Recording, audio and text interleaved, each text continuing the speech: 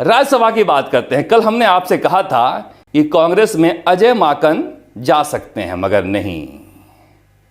गहलोत अभी कांग्रेस की राजनीति से खारिज नहीं हुए हैं और कहा जा रहा है कि दिल्ली में एक नई चाल चली गई है।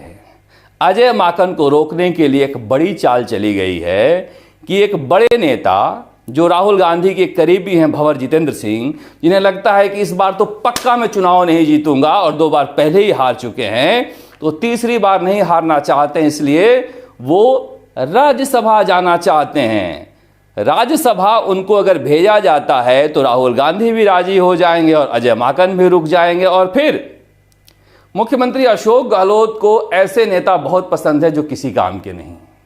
अब किसी काम के नहीं मतलब काम के तो बहुत है कांग्रेस की राजनीति में, मगर राजस्थान में कहीं प्रचार करके वो राजनीतिक रूप से इतनी हैसियत नहीं है कि किसी को जीता हरा सकते हैं। वैसे नेता उनके यहां सबसे ज्यादा सम्मान पाते हैं। और कांग्रेस में जो एक बार गैर चुनावी राजनीति में घुस गया उसके मजे ही मजे हैं। अविनाश पांडे से लेकर, मुकुल वासनिक से लेकर, अंबिका सोनी से लेकर, आनंद शर्मा से लेकर गुलाम नबी भी थे। इन्होंने चुनाव लड़ना छोड़कर राज्यसभा को पकड़ लिया था। मल्लिकार्जुन खड़गे तो राष्ट्रीय अध्यक्ष ही बन गए।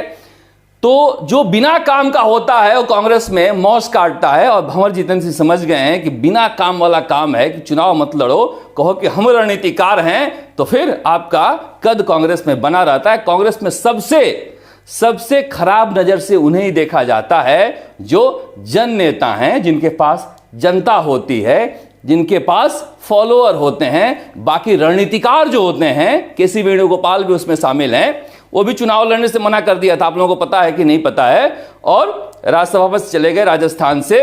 अगली बार, इस बार भी चुनाव नहीं लड़ने जा रहे हैं, क्योंकि कांग्रेस में जो सीख गया कि चुनाव नहीं लड़ना है और हमें सत्ता में रहना है, वो जीवन भर उसकी मौज में कटती है। यही तो दुविधा है कांग्रेस की, मगर करें क्या।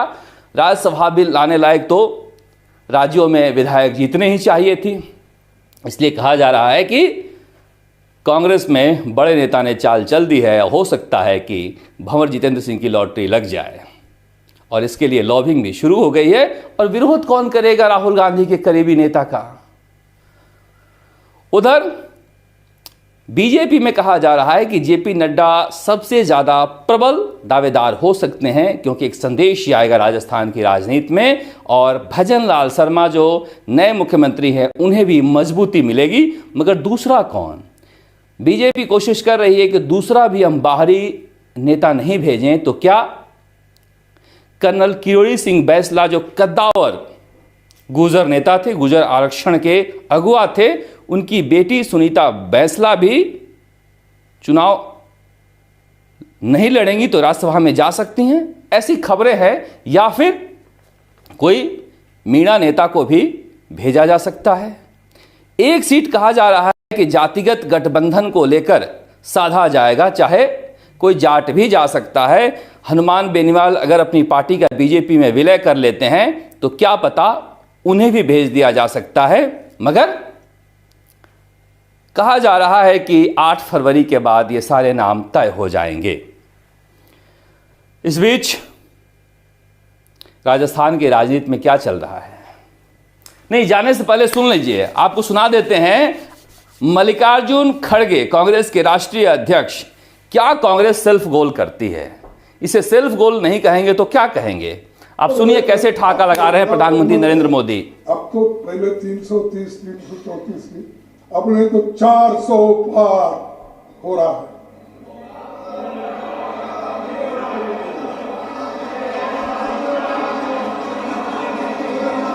अरे 400,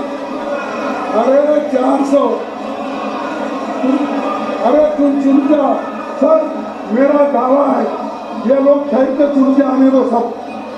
नहीं, ये लोग ठहर के चुन के आने दो पहले, इनको पहले भेजो तब मालूम होता। ये सब मोदी के कृपा से आए हैं, तालियां बजा। हाँ, ये मोदी के कृपा से आए तो तालियां बजा रहे। ठीक है, हम देखो एमएलए लड़े, एमपी लड़े, आज आखिरी वक्त इस राज्यसभा में यहाँ के लोग तो पूरा मोदी जी के आशीर्वाद से ही आए हैं। बताइए बताइए, पूरी बीजेपी कह रही है कि हम मोदी जी के आशीर्वाद से जीतेंगे, और कांग्रेस के राष्ट्रीय अध्यक्ष कह रहे हैं कि मोदी जी के आशीर्वाद से ही आए हैं और मोदी जी के आशीर्वाद से ही आएंगे 400। क्या कहा जाए।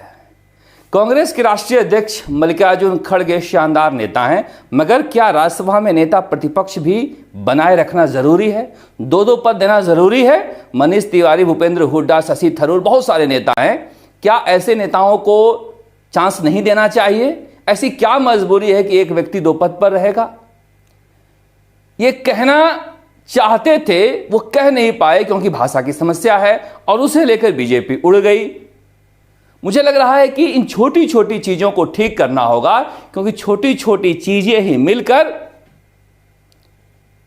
व्यक्ति को, संस्था को, वक्त को बड़ा बनाती है। कांग्रेस को ध्यान देना होगा इन चीजों पर।